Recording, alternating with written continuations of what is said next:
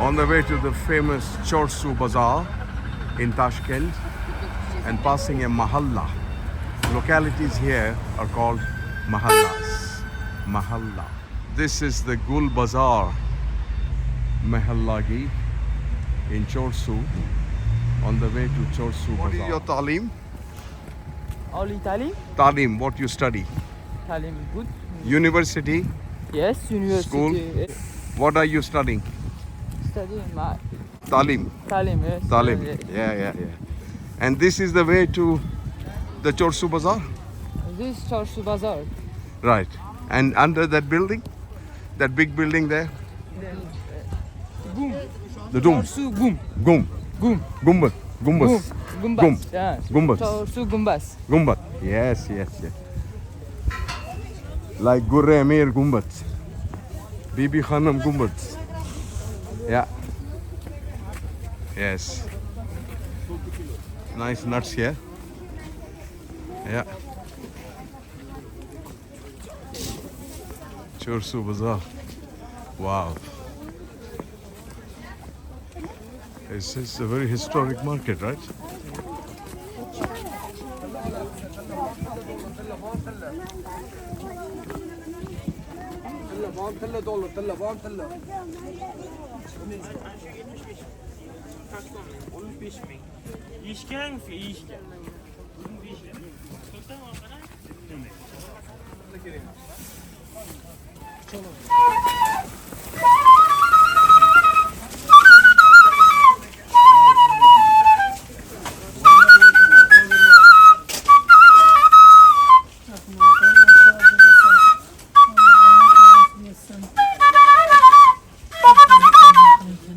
The word for hardship, as he was saying himself, a man with vision problems playing the flute, and I think the word for hardship in his life, he was saying muflis.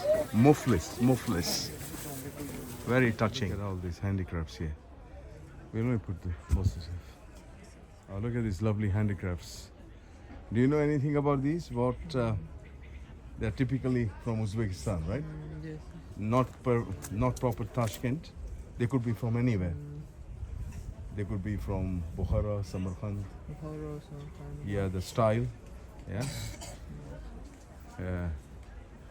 Beautiful. They've just measured up the cotton. It's pure 100% Uzbek cotton. Wow. Amazing, isn't it? These two gentlemen. Lovely pilau being made. Very hot. And those Uzbek roti and naan. Very hot. Uzbek pilau being made. And the Uzbek naan. And people having a good time. It's this local eatery just by the gumbaz or the dome of Chorsu Bazaar. A very popular market or bazaar in Tashkent.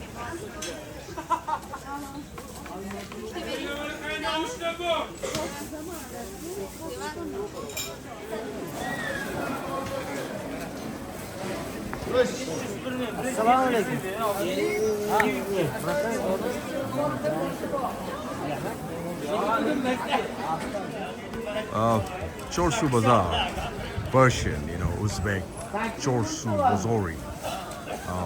It's also called the Chorsu Bazaar. It's a traditional market located in the center of the old town of Tashkent. And this is a kind of a blue dome designed by Soviet engineers, Soviet architects. The last of the, about 1980, I think this was structurally designed and constructed. Poultry. I think an abundance of eggs here. And of course their favorite, they love meat here. And meat is called gosht.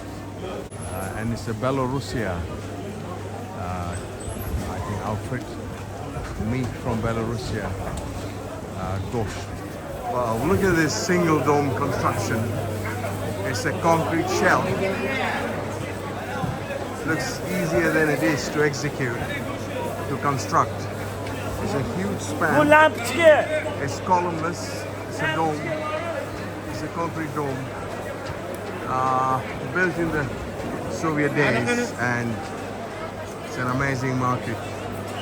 It's the famous Chorsu market. Chorsu Bazaar. It's located across from Chorsu station, and it has got its own metro. It's part of the Toshkent metro network, and there is like all the madrasas or the Islamic seminaries in Bukhara and Samarkand. And near the Chorsu Bazaar, there's the Toshkent'S madrasa, and the word Chorsu is a Tajik word from the Tajik language meaning crossroads. Chorsu, Chorsu, crossroads, and or four streams as well. It could also be four streams in the Tajik language. But next time when we come, but not now. And that is pretty much located on the edge of the bazaar. On the other way, the ghost, very good ghost, fantastic. Yes, very good. This is lovely. And Colombia, wow, oh wow. There's sort of meat around here, and the ground level is all about meat. And the modern building, this construction, the building, the characteristic of the Blue Dome, these were designed by two chaps. Maybe they were Uzbek or Soviet, Russian, but this was designed in 1980. Such. The name of the chaps were Vladimir Asimov, and the other was Saber Adilov, and their excellent structural team. And to me, this dome really symbolizes the depth of and the quality of the structural engineering elements in the Soviet Union. The other example of this kind of dome is in London, the Millennium Dome. But you don't see many concrete shell structural domes like this in the Western world. It's a very interesting structure and very complex to execute. Fantastic. Hazi house, Tayyar Gosht, meaning ready, packed for you, and nicely done. These are sausages and all kind of meats, and it's all Tayyar, ready packed. But these are not Tayyar. These are not ready.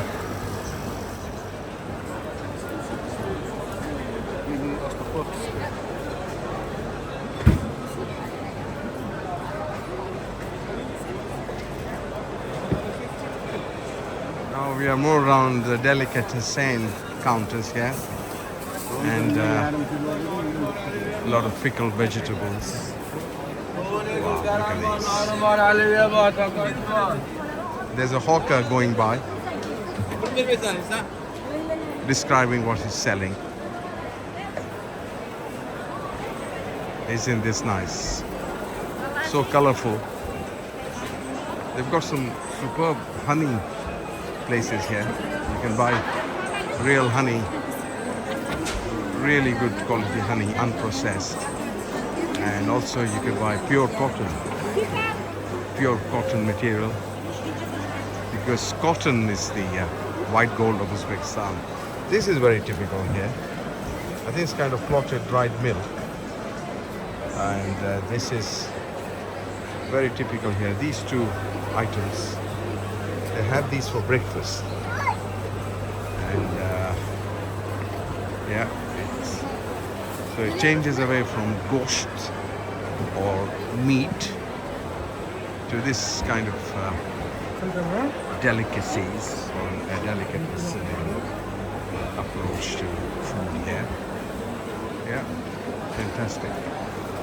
Very, very Italian Spanish. Yeah. It's like a circuit, and we've come back again with the ghost. So primarily this is a meat market really, and there is a kind of a mezzanine floor that gives you, we haven't been up there yet, but I'm told you got dry fruit up there. But when we were walking in, we saw some fabulous kebab places and people selling countryside honey from the regions of Uzbekistan.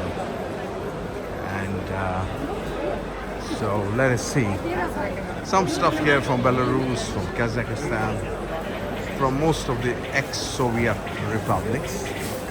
Russian and Uzbek spoken here. And Russian is the language of communications between, say, the Kazakhs and the Uzbeks, and the Tajiks and the Kyrgyzstanis and all that. But Russian is widely spoken. Look at that fat. Wow, that must be a delicacy. And this is meat, marinated meat, ready to cook.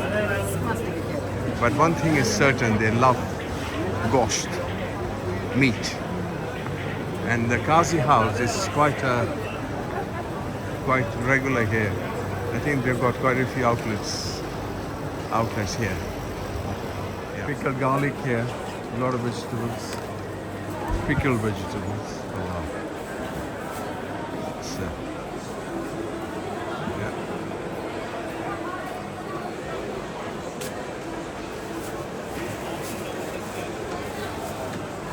Very traditional. Ex-Soviet Union. There's an ex-Soviet Union lady.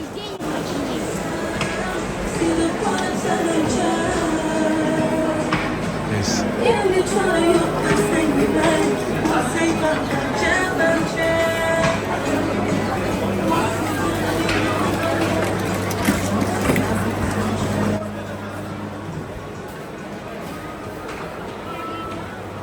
This is the first floor with all kinds of dry fruits, and you can get a general view of the Chorsu Bazaar down below us, and a splendid dome really, legacy of the Soviet era. I think designed by Uzbek Soviet structural engineers and architects. A lot of spices here, beautiful spices, very aromatic. And the root is a bit twisted here, topsy-turvy. You've got to move around a bit. And more nuts. So is it? Yeah. Combination of ghost and nuts and vegetables. Outside there's a lot of fresh vegetables as well. And yeah, here we go. And lovely figs. He's trying to offer us this whole thing. My God. What is this? This is tea? Tea. Tea. Uzbek tea. Uzbek tea. Orange tea. Orange tea. Oh, wow. Orange tea. Wow. Samarkand. The word for sugar here is shakar. Shakar. And that's typical sweet here. I think made of sugar. Hey, good. Yeah, we found you. You are the guy, yes, with the plan. Yeah. Wow, we found you. Little special dome there of its own for a Plav center, or Osh they call it here. Plav is a Russian word, as well as it was used in the Mughal era as well, Plav and Osh, they're the same. So that's the Plav center. That's a little dome for the Plav center. A Plav center on its own. And Plav was a word used during the Mughal era as well. And it's a word used in, well, even today I think pulav is used in the Hindustani language. And it's Russian as well. The word pulav is Russian, and the Uzbek word is pulav as well as osh. So this is an independent little place with its own dome. I think it's the pulav center, the Militomla Pulav Center. Very good. That's nice. There's vegetables being sold here.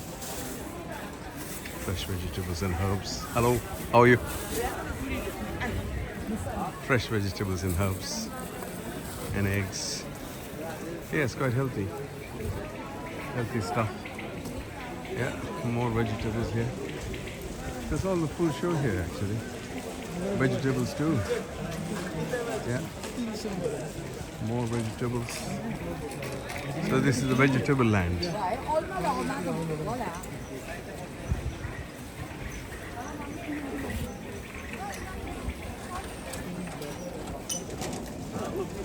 And the Chorsu city, there is something called the Chorsu city trying to intervene, but I think the vegetables should win. There you are, lovely vegetables. See, typical Uzbek sale of their fresh bread. Very good, like the Indian, like kulchas really on the Indian subcontinent. Mostly northern India and the Deccan. So these are nothing more than kulchas, but very delicious. The lovely honeys of Central Asia, all sorts of varieties. It's all in Russian language and Uzbek language. The lovely honeys of Central Asia. And please, no, they're offering us. And that's the gentleman who does the beehives. And all honey, yes. Kuvat manti. They are like dumplings. Dumplings. Kuvat manti. They are the dumplings. Steaming hot. Kuvat manti. It seems good for you. Pulao. Real wood. Real wood. A wood burning stove. They're cooked on wood. It's a wood fire.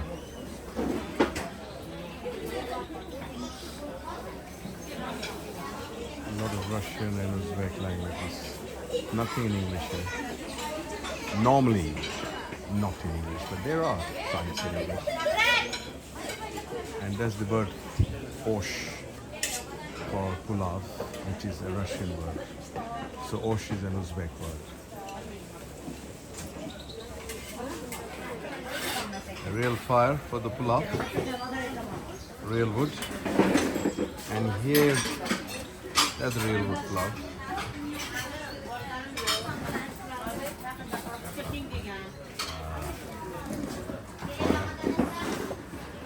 And that big cauldron there, nice fresh pulav. Just before we say goodbye to Chorsu market, a nice final little snack here, kebabs, Uzbek roti, sauce, onion, and lovely tea. By Chorsu. We'll try to be back again. We loved it. Thank you, Chorsu. We are out of Chorsu market. Sorry, the real word is Chorsu Bazaar, not market. They won't understand the word market here. So Chorsu Bazaar, and we are back to where we should be, and it was quite an experience. The Chorsu experience was quite good. It was marvelous. We really enjoyed it, and we'll keep coming back. Thank you, Chorsu.